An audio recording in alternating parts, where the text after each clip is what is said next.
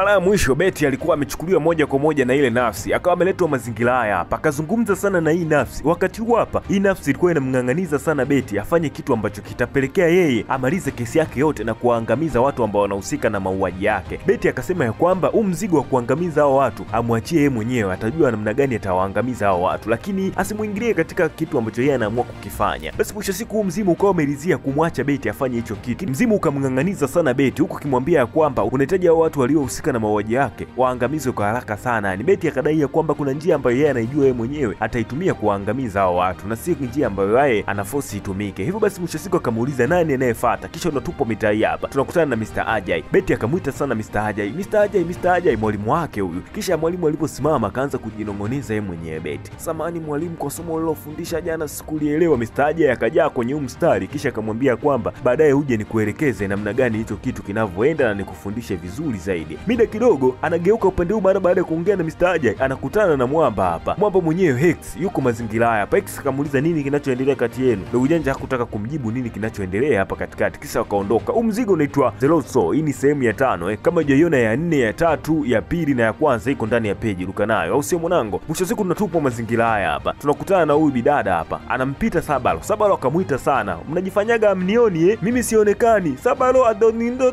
see you. Mjaniona kivipi? Hebu njoo hapa niambie nini kinachoendelea hapa katikati. Umekuwa kila siku ni mtu wa kusingizia kila mtu na unataka umtengenezee kesi X kwamba kahusika na mauaji. Ulisema ya kwamba uliniona mimi ule usiku nikiwa nipo mazingira haya, na X pia ulimuona anapita mazingira yale pale ule usiku wa tukio la kifo cha Mr. Nicky. Sasa wewe ulikuwa wapi kipindi unaona wote hao? Mimi nilikuwa nimesahau tu madaftari. Sasa kama ulisahau madaftari, kwa nini ukutaka kuwaambia wale wapelelezi ya kwamba na wewe ulikuwepo ule usiku? Nilisahau tu kuambia. Ulisahau nini wewe muongo? Uende wewe ukawa muuaji. Mimi muuaji kivipi? Binti akawa amekaza hapa na kuondoka kizarao. Mwamba Sabalo akabaki anajilalamikia yeye mwenyewe. Sikulaumu wewe binti, na walaumu wazazi wangu, na najilaumu mimi mwenyewe kwa nini sikusoma. Maisha yangu magumu ndio yananifanya nipo kwenye hili geti leo. Mwisho siku akajilaumu sana. Kisha tunatupa upande huu hapa wa pili. Tunakutana na huyu hapa bidada Betty akiwa amembebea msosi siku hii ya leo Mr. Ajay. Bidada amembebea msosi Mr. Ajay, akafurahi sana kuletewa huu hapa msosi. Kisha mwisho siku kipindi anaendelea kula hapa, tunakumbuka Betty anaambiwa kwamba ule mzimu unamwambia Betty afanye ile kazi kwa haraka sana kupita maelezo. Mwisho siku inabidi apambane ile kazi iishe mapema mno. Kisha tunarudishwa tena kwa Mr. Ajay. Kabla hajachomeka kijiko cha kwanza, kuna bidada mmoja anaitwa Annabelle akawa amesogea mazingira haya hapa, naye kaleta msosi. Inaonekana huyu Mwamba anamchezea sana huyu bidada Annabelle, lakini pia ni tabia yake kuruka na hao mademu hapa shuleni. Kisha mwisho siku mara baada ya bidada kuleta huu hapa msosi, akawa anazungumza hapa. Anasema huu msosi umetoa wapi Betty? Huenda umemnunulia kwa wewe mama mchafu. Akamwambia baby Ajay, achana na huo msosi, kula wa kwangu. Mwisho siku ukawa ni ugomvi hapa. Betty naye anadai msosi wake ndo uliwe na Annabelle anadai msosi wake ndo uliwe hapa. Mshikaji kabidi ashindwe kujizuia hapa, amue kuwafokea wote na awaambie wote watulie. Mara baada ya kelele kuwa nyingi hapa, Mwamba mmoja alikuwa amejificha mitai hapa. X akawa ameingia humu ndani na kujaribu kutuliza ili varangati. Kisha mwisho siku wanafunzi wote wakawa wamechomolewa ndani ya hapa ofisi ya mwalimu na wakawa wanaendelea na shughuli zao upande ule pale wa pili. Ikabidi X amuulize sana huyu bidada Betty, vipi?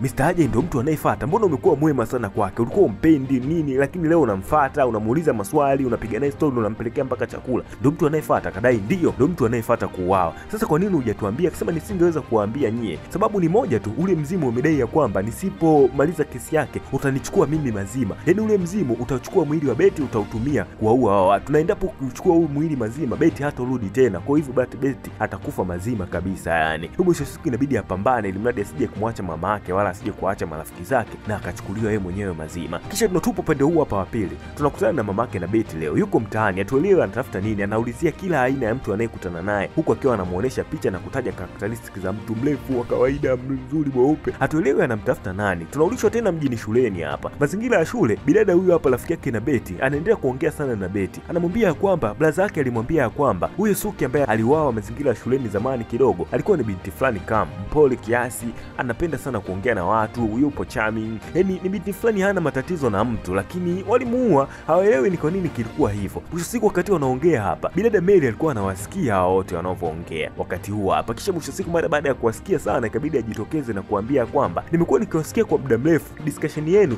ni mambo ya mauaji tu, mara kafa, mara kafariki, mara ule mti. Sasa mnanong'onezana ujinga tu, na nawaambia kuna siku ambayo inakuja uchafu wote ambao mnauongea utakuwa hadharani kabisa yani. Kisha akawa amechomoka mazingira hayo hapo. Kipindi ameondoka tu wakawaacha wao wapate muda wa kudiskasi namna gani wanaseti mipango yao. Wakadiskasi watapanga mpango makini sana ambao utamuingiza huyu bidada Mary kwenye mtego wa ajabu sana. Basi mwisho siku mtego unaanzia mitaa hii hapa darasani. Bidada Betty akachola sana daftari lake akaandika jina linalokwenda kwa jina la Suki. Wakati huo hapa huyu bidada Mary anamwangalia sana huyu bidada. Kisha mara baada ya kumaliza kuandika akachomoka na kurudi zake kwa huyu hapa bidada hapa rafiki yake. Wakawa wanaongea kiasi. Kipindi wanaendelea kuongea hapa, bidada Mary yeye akasimama kwenda kuona alikuwa anachola nini kwenye daftari lake. Wakaangaliana mara baada ya yule bidada kwenda kuangalia, kisha wakarudi kwenye kiti na bidada akajichomoa kama alikuwa angalia lile daftari. Kisha mtego wa kwanza tayari kashanasa. Mara baada ya dakika kadhaa tena wakaangaliana dakika kadhaa wakashtuana na kuondoka. Bidada akaanza kuwafuata. Mtego wa pili tena bidada kashanasa wakati huo hapa tena. Kisha wakati huo hapa mtego mwingine tena kumuingiza kwenye mtego mazima. Wakawa wanaongea na hapa mabinti. Wanawaambia kwamba kuna kitu tunaenda kukigundua. Hicho kitu kisha kugundua tutakuwa bidada maarufu sana hapa shuleni hata huko mitaani vile vile. Hicho kitu sio wenyewe tukijui, lakini sio muda mrefu tunakigundua. Wakati huo hapa bidada Mary yuko pembeni anawasikiliza tu nini ambacho hawa wanaenda kukigundua. Mwisho siku nini wanachoenda kukigundua hata wao hawakuambia hao mabinti. Hivyo wakawa wameondoka mazingira hayo hapo. Wakati huo hapa bidada Mary akawasogelea hao mabinti na kuwauliza wamesema nini. Wamesema wanaenda kuwa maarufu sana hapa shuleni kwa sababu kuna kitu wanaenda kukigundua. Ndio basi wakaendelea kuteka attention kubwa sana yao bidada Mary kuendelea kuwafuatilia nini ambacho wao wataenda kukigundua. Mwisho siku mitaa hii hapa ya pili tena bidada huyu hapa akaamua kusimama kwa ajili ya Mary amfuate tena kwa ajili ya kwenda kumchunguza. Tayari Mary atakuwa akiwachunguza kila steps ambao wao wanakwenda. Kipindi ametoka huku nje anakutana na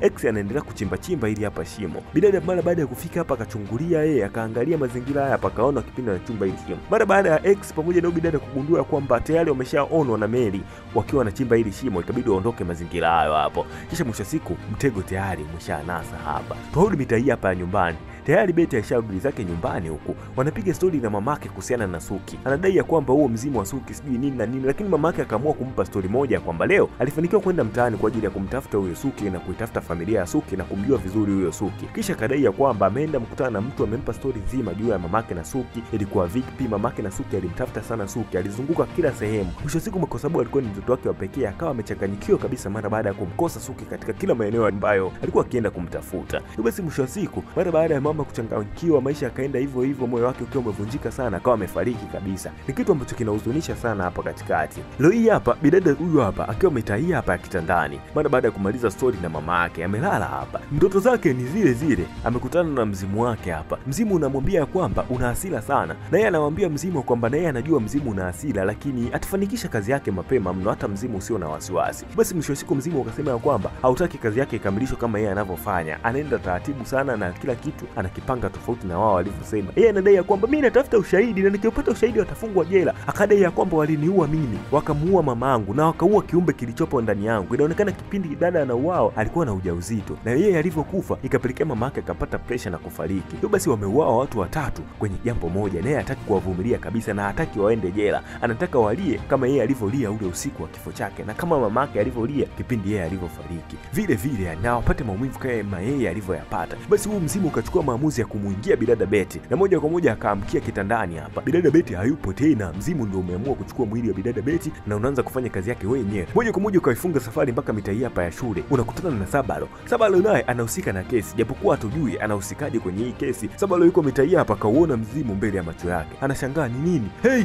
nini hiko? We nani? Nani? Mara kiza. Mali inakatia mitaa hapa. Tunaambiwa kwamba mali inaenda kuishia sehemu ya 6. Tusikate tamaa. Mali ipo tena. Hii hapa.